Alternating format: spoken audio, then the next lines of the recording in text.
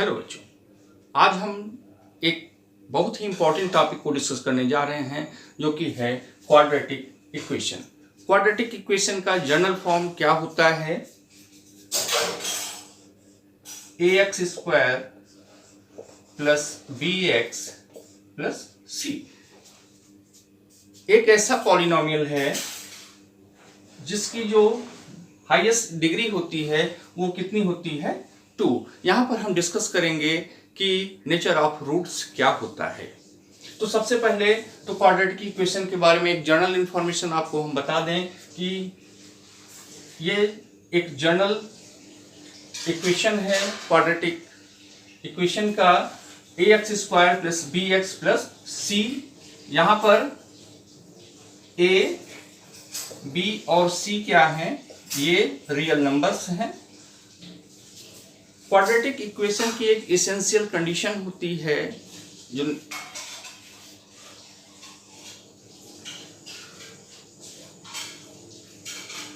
Coefficient of x square does not equals to 0। अगर a 0 हो जाए तो ये जो क्वाड्रेटिक इक्वेशन है वो उसका जो एग्जिस्टेंस है वो क्या होगा? खत्म हो जाएगा। तो इसके उसका एसेंशियल जो कंडीशन है वो है कि coefficient of x square does not equals to 0। कभी भी ये 0 नहीं होना चाहिए। तो आपके समझ में आ गया होगा कि क्वाड्रेटिक इक्वेशन होता क्या है,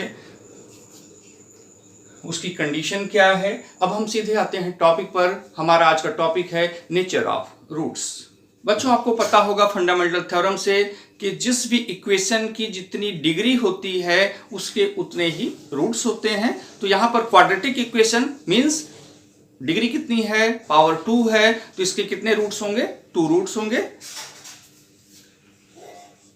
ax square plus bx plus c। अब इसको हम इक्वेशन बनाते हैं इक्वल्स टू 0। पावर 2 है तो इसके कितने रूट्स होंगे? 2 रूट्स होंगे।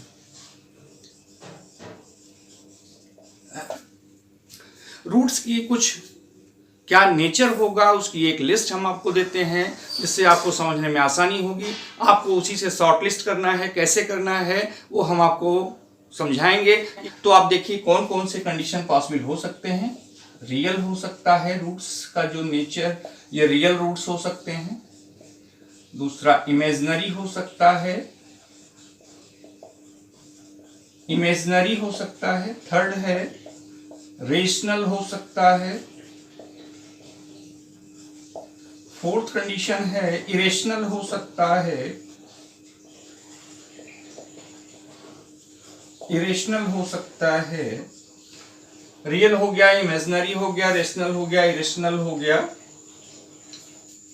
रूट्स आपके डिस्टिंक्ट हो सकते हैं,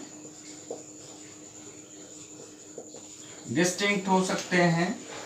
और रूट्स हैं वो इक्वल हो सकते हैं, equal roots.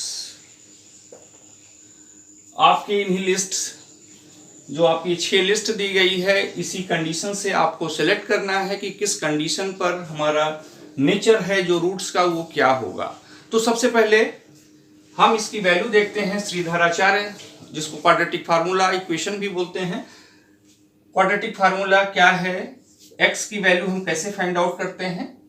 -b plus minus under root b square minus 4ac whole divided by 2a। इसको श्रीधराचार्य रूल भी कहा जाता है। x की वैल्यू इस फार्मूले से हम बहुत आसानी से निकाल सकते हैं। इसको क्वाड्रेटिक फार्मूला भी कहते हैं। b स्क्वायर माइनस 4ac, इसको हम बोलते हैं डिस्क्रिमिनेंट। Discriminant, discriminant.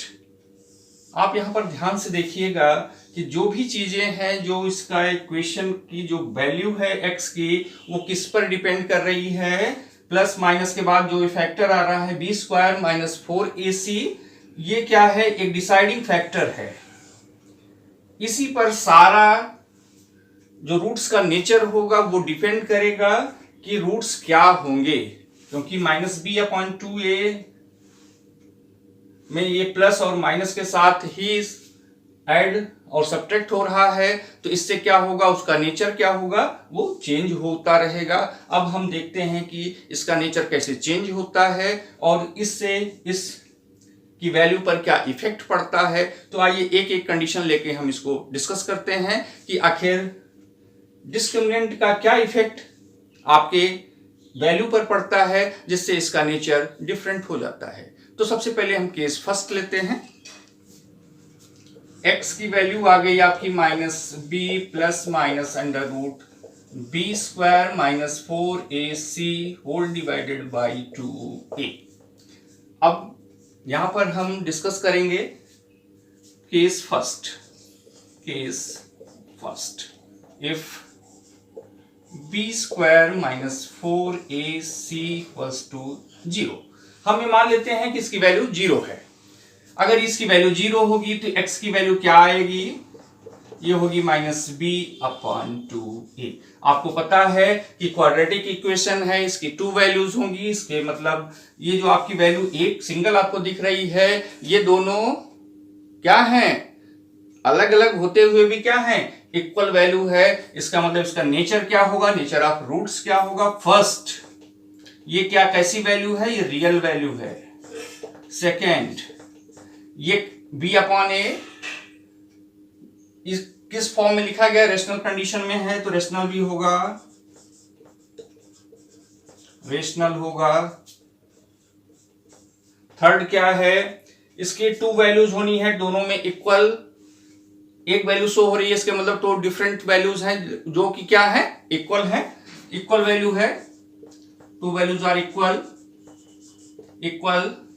रूट्स क्या होंगे, इसके इक्वल होंगे, रियल होंगे, रेशनल होंगे और इक्वल होंगे।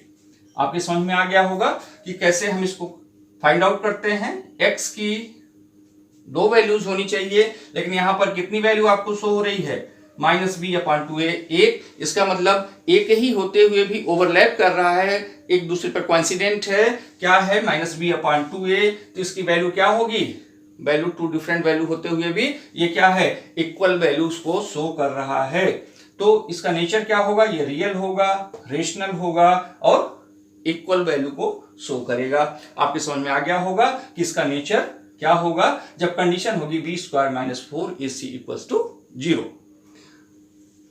अब हम देखते हैं अगला कंडीशन क्या है। अब हम सेकंड कंडीशन लेते हैं कि b square -4ac greater than 0।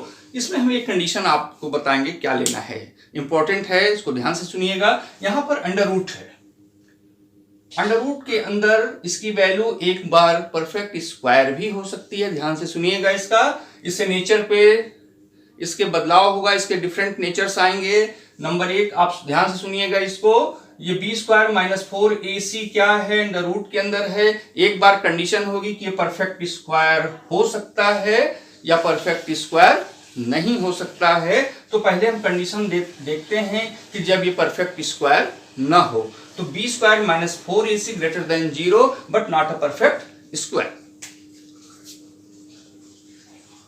But not a perfect square.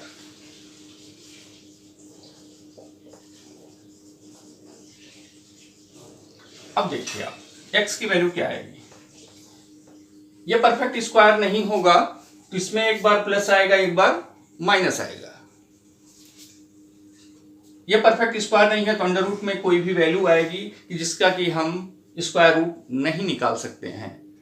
तो इसके नेचर क्या होगा, पहला फर्स्ट कंडीशन जो भी है ये रियल होगी, नेचर क्या होगा, ये रियल होगा। सेकेंड, आपके अंडर रूट के अंदर है, इसकी परफेक्ट वैल्यू नहीं है, इसका मतलब क्या होगा, इरेशनल होगा। ध्यान से समझिएगा, यहां पर आपको ये कंडीशन परफेक्ट स्क्वायर नहीं है तो इसका जो नेचर होगा रूट्स का वो क्या होगा, इरेशनल होगा।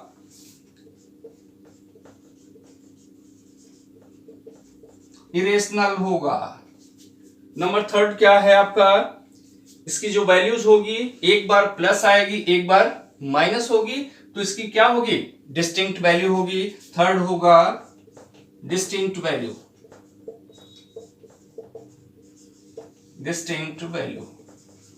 टू डिफरेंट वैल्यू आप कह सकते हैं, या डिस्टिंक्ट वैल्यू होगी, अलग अलग होगी, इसकी टू डिफरेंट वैल्यूज आएगी, एक बार प्लस के साथ आएगी, एक बार माइनस के साथ आएगी, रियल होगा, इरेशनल होगा और वैल्यूज डिफरेंट होंगे। डिस्टिंक्ट वैल्यूज आएगी इसकी, क्योंकि एक बार प्लस के साथ आएगा और एक बार माइनस के साथ होगा, तो values are different, real, irrational होगा और डिस्टिंक्ट वैल्यू होगी।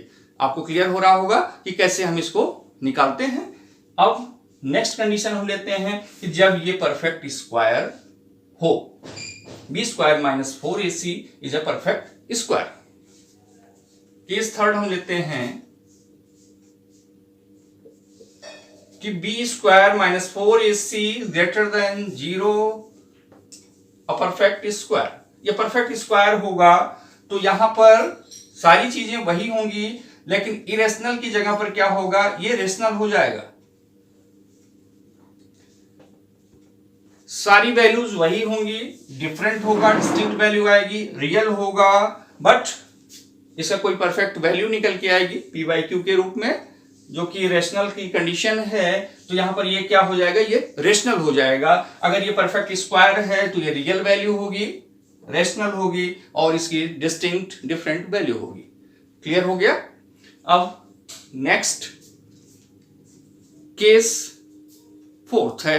नेक्स्ट कंडीशन क्या है कि if B square minus 4ac less than 0, यहां पर आप देख रहे हैं कि अंडर रूट के अंदर अगर लेस देन 0 है, मतलब क्या है, इसकी मीनिंग है कि इसकी जो वैल्यू होगी वो क्या होगी, 0 से लेस है, मतलब माइनस है।